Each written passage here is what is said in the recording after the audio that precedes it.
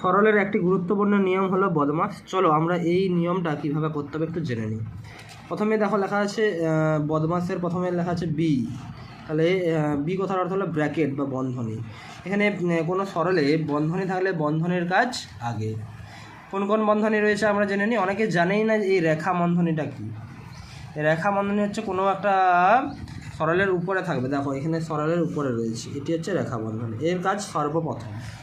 তারপর হচ্ছে প্রথম বন্ধনী আমরা জানি, দ্বিতীয় বন্ধনী, তারপরে তৃতীয় বন্ধনী।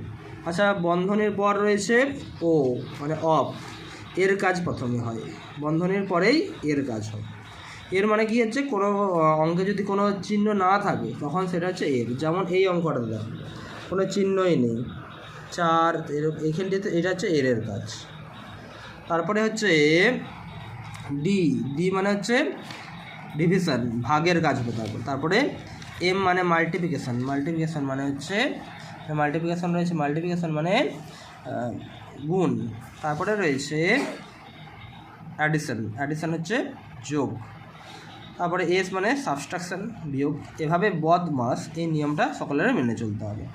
বি মানে ব্র্যাকেট, ও মানে অফ, ডি মানে ডিভিশন, এম মানে মাল্টিপ্লিকেশন, এ মানে অ্যাডিশন, আর এস মানে সাবস্ট্রাকশন, বিয়োগ। এভাবে যদি আমরা করি প্রত্যেকটা সরলের নিয়মে আসতে পারবো এবং ঠিক করব।